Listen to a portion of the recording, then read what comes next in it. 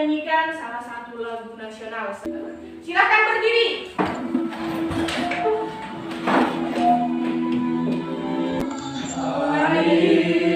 Ku tidak kulupakan anakku yang ku cintai, engkau ku hargai. Ya, silakan dulu. Sampah yang ada di bawah mejanya tolong diambil, kemudian dibuang ya. Nah, kemudian bunyinya yang keluar tolong dimasukkan supaya terlihat rapi. Di sini Ibu mengutip masih dari salah satu pahlawan kita. Ya, Bapak Muhammad Hatta mengatakan bahwa keberanian bukanlah berarti tidak takut, tetapi keberanian berarti menaklukkan ketakutan. Minggu lalu kan kita sudah belajar tentang hikayat.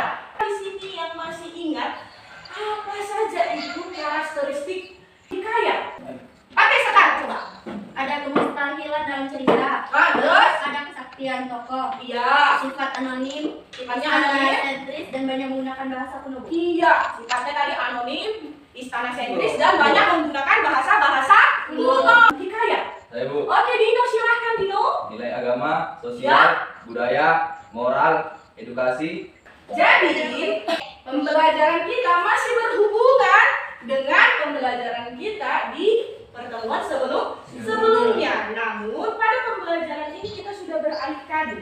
4.7 menceritakan kembali isi cerita rakyat atau hikayat yang didengar maupun dibaca. Ini ada tujuan pembelajaran yang harus kita capai pada hari ini. Melalui kegiatan pembelajaran dengan pendekatan saintifik, model project based learning, metode diskusi, dan media video animasi, peserta didik mampu menyusun dan menceritakan kembali isi cerita rakyat atau hikayat yang didengar maupun dibaca dengan disiplin dan tanggung jawab serta bekerja sama. Dari pembelajaran kita tentang hikayat ini ada manfaat yang bisa kita ambil. Selain menghibur, kita akan dapat melestarikan dan mempertahankan warisan budaya dari nenek moyang kita terdahulu. Mari silakan ditonton. Di sini ada video salah satu film animasi yang Ibu ambil, yaitu Hikayat Putri Hijau. Silakan disimak. Hikayat Putri Hijau. Cerita dari Provinsi Sumatera Utara. Sultan Aceh pun menyesal telah memaksa Putri Hijau menjadi permaisurinya. Hasil yang kalian simak. Nah, udah. Jadi di dalam ini ada 3 pertanyaan. Siapa yang mau memilih? Ayo. Oke, Denny. Nomor 5. Oke. Nah, Ceritakan secara singkat isi cerita rakyat tersebut. ayo Denny. Kedua saudara Putri Hijau juga memiliki kesaktian seperti dirinya. Menolaknya, Raja Aceh pun membuka dan terjadilah perang yang menuju seekor naga yang menyelamatkan Putri Hijau. Raja Aceh tersebut pun menyesal telah memaksakan Putri Hijau menjadi istrinya. Iya. Nah, tepuk tangan untuk Denny. Nah, ayo. Adakah kemustahilan atau kesaktian yang terdapat dalam cerita tersebut? Ada Bu. Nah, coba. Putri Hijau bisa mencarakan cahaya hijau pada malam hari. Ya. Mayajik bisa berubah menjadi seekor naga Ah. dan Bambang Hayali bisa berubah menjadi Maryam. Iya, benar sekali. Tepuk tangan untuk Bella. Oke, pergaulan yang keenam. Silakan.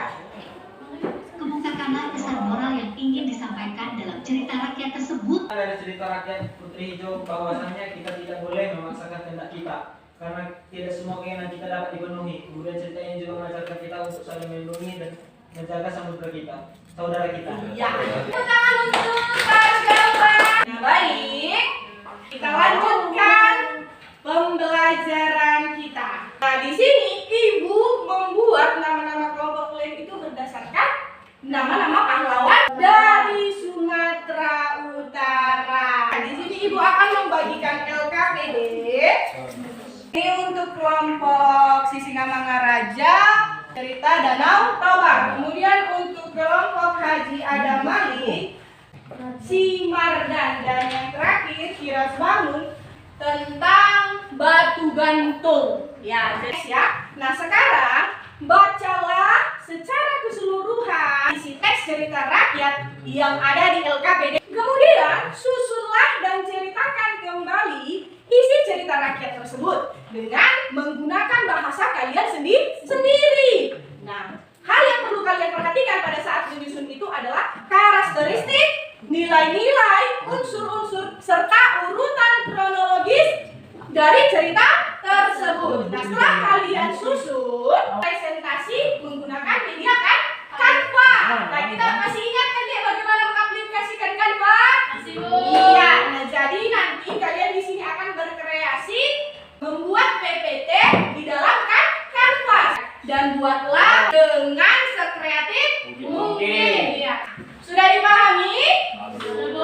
Jadi untuk pengerjaan penyusunan menceritakan kembali isi dari cerita rakyat ini, Ibu berikan kesempatan selama 30 menit ya. Akan dikerjakan. Saling bekerja sama dan saling berbagi tugas. Ayo.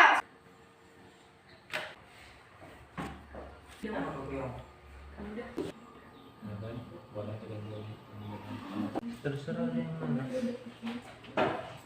Sudah disampaikan oleh Canva ya? Iya, Bu. Nah, coba. Ada kesulitan kan? Untuk menambahkan gambar bagaimana, Bu? Kata tambah aja. Contohnya ini ganti gambarnya, kemudian unggah. Nah, dari mana dia fotonya contohnya? Ini. Nah, dia kan sudah berubah ya kan? Bagaimana kelompok ada Malik? Sama sampai mana proyek jadi? Oh iya, menarik ya menggunakan gambar ya.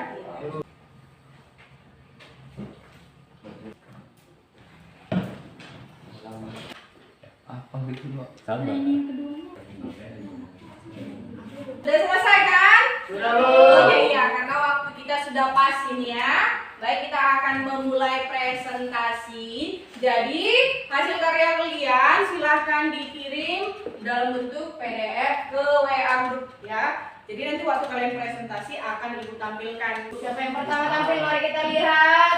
Ya, Kiras banget. Siapa yang akan tampil yang kedua ya?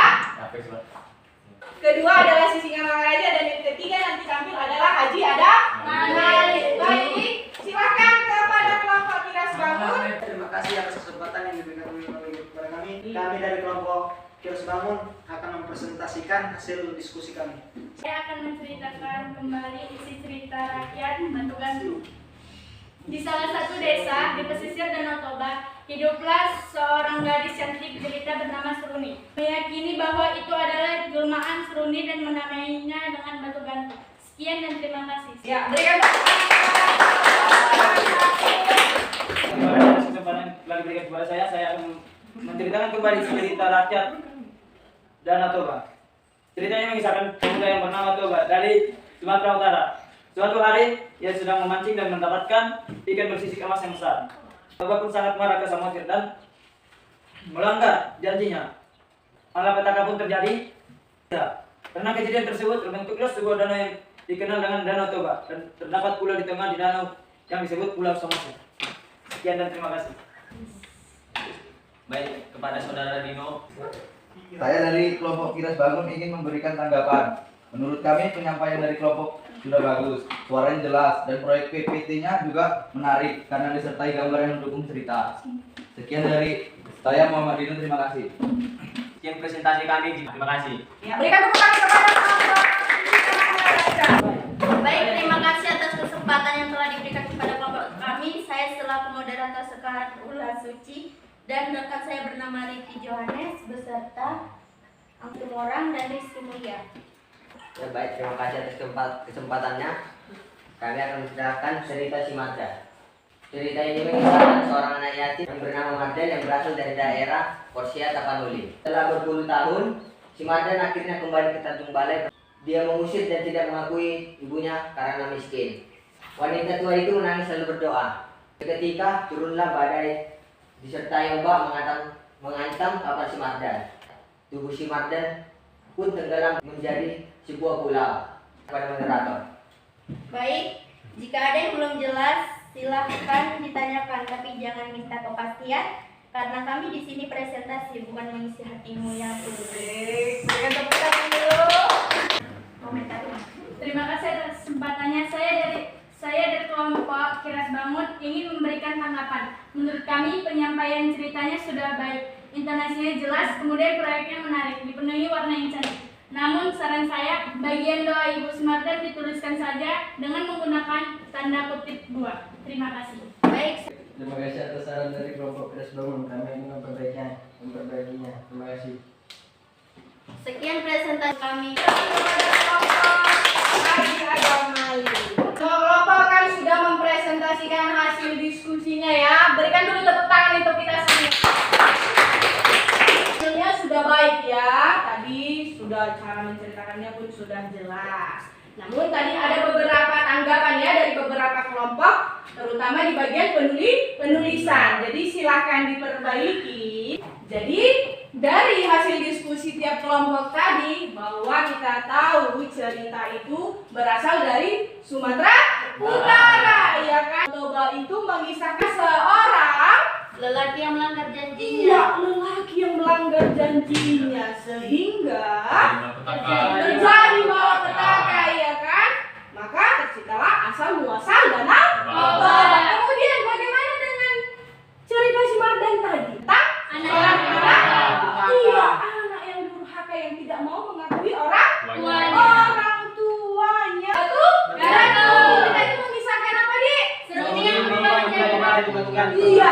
Selama penyusunan proyek dan pengembangan proyeknya, apakah ada kesulitan yang kalian alami? Ada Bu, Oke, siapa coba? Naila. Kesulitan apa yang kalian alami, Naila? di media Canva-nya Bu, Media kan mana bagaimana? karena jaringannya tidak stabil Bu. Oh. Masalah. Nah, jaringan karena cuaca kita pun kan tadi dari pagi sangat buruk, hujan deras. Yang bisa merangkum apa saja materi pembelajaran yang sudah kita pelajari.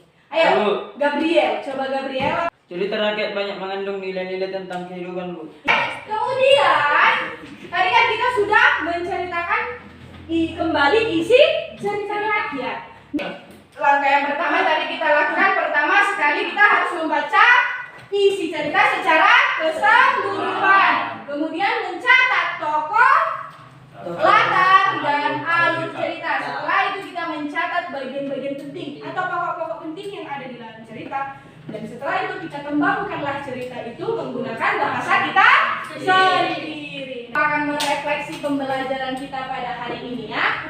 Siapa yang bisa mengungkapkan perasaannya selama pembelajaran kita hari ini? Ayo, silakan Naila. Menyenangkan Ibu. Kami berkreasi merancang proyek kami dengan memanfaatkan aplikasi Canva yang dapat diakses melalui handphone kami, Bu. Kami bisa saling mengapresiasi kreativitas dari tiap kelompok dan juga serudukan games kotak pertanyaan. Iya, benar sekali. Baik, terima kasih untuk kita semua. Sekali lagi berikan dulu tepuk tangannya. Jadi, sampai di sini pembelajaran kita. Nah, temuan berikutnya kita masih tetap mempelajari tentang struktur dan kebahasaan teks. Iya. Baik, untuk Aldi, silakan pimpin doa penutup kita deh. Sebelum kita mengakhiri kita hari ini, ada kalian kita untuk berdoa. Berdoa dimulai. Berdoa selesai. Amin. Baik, terima kasih. Tetap semangat dan tetap belajar. Selamat pagi.